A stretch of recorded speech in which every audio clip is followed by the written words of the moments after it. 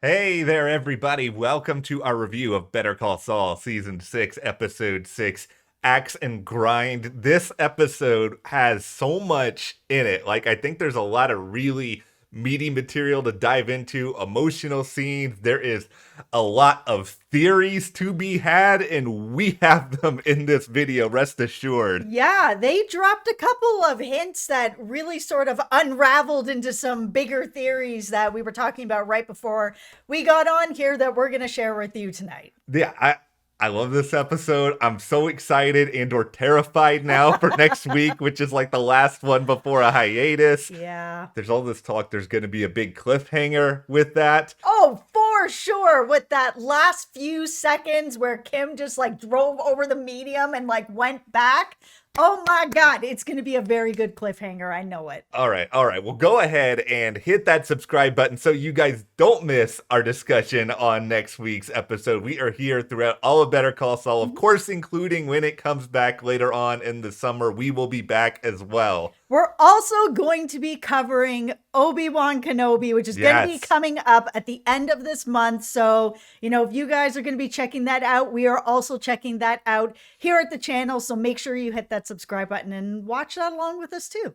All right, we got to get into this. We're chomping at the bit here. Okay, so the first thing we want to talk about is vacuum repair guy. Oh, yeah. Okay, so we all know him from Breaking Bad. Obviously, he disappears people. But what we never really knew, and we still kind of don't, but we can theorize, is how Jimmy is the guy as Saul, a guy who knows a guy who knows a guy who knows this guy. So yeah. How does he know him?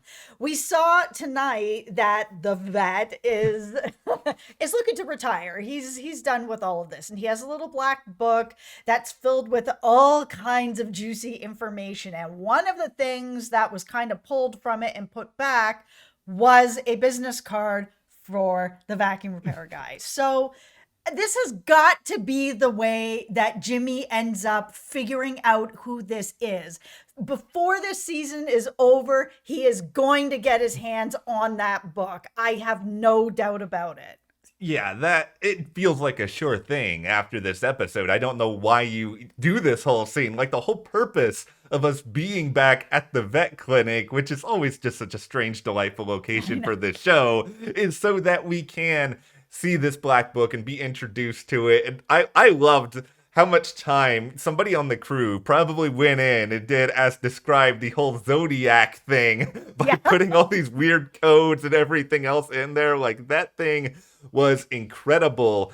And I think it's pretty clear at this point that we're going to be setting up to use this black book and this vacuum repair guy, perhaps even in a way that we do not know on Breaking Bad as of yet. Yeah, here's the thing. Okay, so everybody has their theories on what's going to happen to Kim. Why is she not in Breaking Bad? And why is she not mentioned in Breaking Bad? So for a really long time, I thought that she was dead. And because for me, there's, very few reasons that Kim would not stay with Jimmy.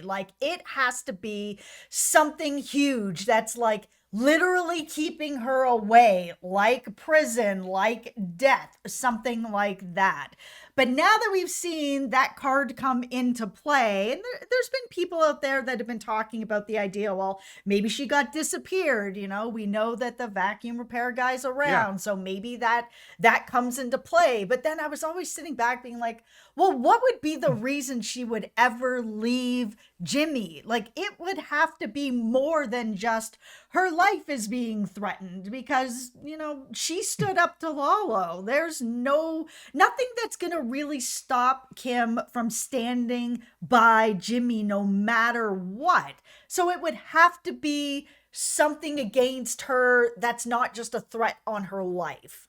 I think it's going to be really interesting how they sort of frame this, because for me, I've always wanted to believe that, number one, that Kim is still out there, and number two, that Kim and Jimmy as Gene could end up being together in Omaha. Maybe it is the hopeless romantic in me. Maybe I am just in denial that they're going to do something really bad to Kim. But I think that vacuum repair guy is kind of the connective tissue here. So, okay, things are going to get a little bit wild. So All right, here we prepare go. yourselves there. Okay, so here's where I'm sort of landing with a lot of this. As you noted, it would have to be something really, really serious to get Kim to leave Jimmy. And I think the only way I could see her willingly do this is if the two of them, and we've seen this season how rigorous of planners that they are, planned some sort of escape route in the event things go really, really south, where Kim ends up having to disappear with this idea of, okay, you know what? I will end up meeting you again down the road. We can find a designated place, and where could that designated place be? Omaha, which is mentioned, by the way, in a couple of different ways in this episode. We've got the Nebraska license plate at Mhm. the start in that flashback with Kim. And then there's this tie-in to Omaha Beach, which is really just outside of HHM, where Jimmy and Kim are at one point during this episode. Now, Omaha Beach, for those who don't know, it is also involved in D-Day as the site of American soldiers landing, but it's kind of it's a little bit of a double tie-in here, because they're like referencing D-Day and referencing, Omaha, this place that's very important in Kim's past, maybe not Omaha specifically, but Nebraska in general. I could see this as sort of a potential meet point where they have kind of manipulated things, and this would give Jimmy as Gene something to strive for, something to look forward to, and it may also explain why he's so paranoid in Omaha, because he doesn't want anything to come between him and his reunion with Kim. I am going to die on this theory now. No, and I think that there is a solid reason how this could play out. Now, you've mentioned before the idea that maybe she was going to go to prison and Yeah. that's how it could end. She could be in prison. But what if she is threatened with prison? That it's a situation where no matter what, either she's in prison or she has to go into hiding because she's going to go to prison. She's going to end up being separated from Jimmy either way. So instead of going to prison, she decides that she's going to disappear and she's going to wait for Jimmy on the other side of it. And throughout Breaking Bad, he's sort of, he's maybe gathering the money together so that they're able to do kind of this thing. And, we all know what happens and it all kind of unravels, so that when he ends up having to disappear himself, it's like, okay, this is where I want to end up.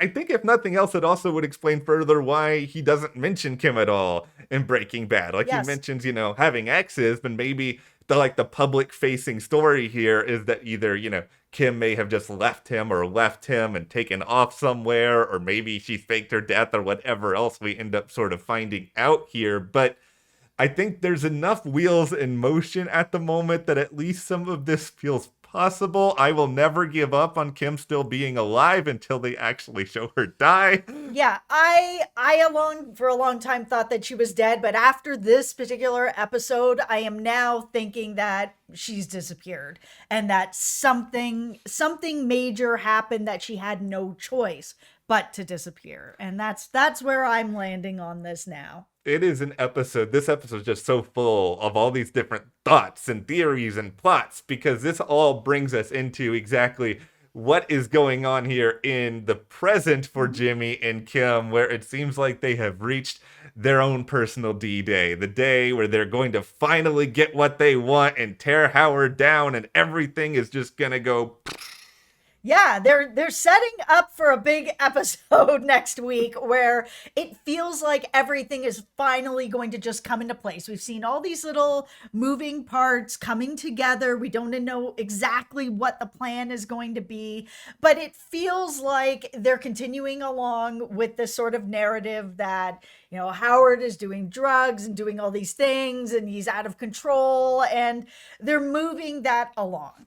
The whole idea here with Judge Casimiro, who we saw the fake actor who really wanted a very, very intent on a specific mustache here. Yes. But the whole reason that this all goes south apparently is that Jimmy sees, the real Judge Casimiro, and oh no, he's got a broken arm. But, Kim still wants to go forward with this plan. And I think, and the show is not really giving us like all the details in the world here as to what exactly the plan is, but it feels sort of like the plan is to have these photos out there of Jimmy alongside Judge Casimiro or Saul or whatever you want to call him these days. And they're going to sort of use this to get Howard's paranoia running and make him think that, oh, here is Jimmy bribing a judge. He's doing this terrible thing. We need to stop Jimmy. Everybody in this is corrupt. And then Jimmy is going to come out after the fact and be like, ha ha ha, look at you, Howard. Look how paranoid you are. Nothing of the sort is really happening here. And I think he wants to frame Howard as sort of just losing it in the way that Chuck was kind of always obsessed with them. I think he wants to just sort of further paint this narrative, and it's yet another just sort of feather he is adding to the cap full of feathers when it comes to Howard. No, he's definitely continuing to push that narrative on Howard that, he's, deep into drug addiction and now to, spin it some more, let's make him very paranoid so that he'll start actually acting the part in a different way, but it'll still be tied back to this other narrative that they put together. And, does Jimmy know that he's being followed by PI? Probably. I mean, we saw him go and, oh, everything is in order. He did the same thing every day, except for this one time where he just went and took out like $30,000. For what reason? It's just like, okay, so clearly he's taken out this money. Then we have these pictures with Casimiro where it looks like they're kind of looking around and handing this package. So that's the thing, right? Like Howard will probably see that and be like, oh, I got him, sort of thing. Yeah. And then it will unravel, of course, that he really didn't get anything.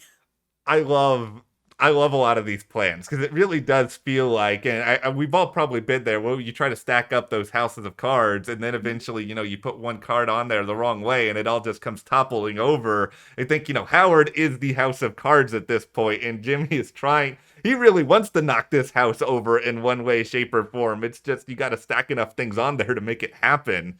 All right, let's talk about Lalo, because we saw him again as well, where he is finally, hopefully for his sake, looking for answers, and he thinks that he's got someone that he can actually get answers about Gus. He really wants to know what is going on.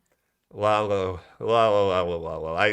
By the way, I want a Lalo spinoff. I'm just saying it right now. I don't even know if he's alive, but man, is Tony Dalton good. Oh, he's great. I don't think he's not going to make it out of this alive. It's just so, this whole scene was just so wicked and just vile and intense. And, the thing here is that we are setting up for an inevitable showdown with Lalo and Gus freeing. And the thing I really just keep coming back to is why in the world does nobody other than just like Saul and like a throwaway scene really mention Lalo all that much in Breaking Bad? Because he is such a serious threat. Like either they have to get rid of him and kill him quietly, or he just has to find something else to get obsessed about and just be sent far off into the wilderness again. No, he's gotta die. There's no way that Lalo is just gonna be like, oh, well, I guess things didn't work out for me trying to get one over on Gus. I'm just going to go do something else. It's not ever going to happen. And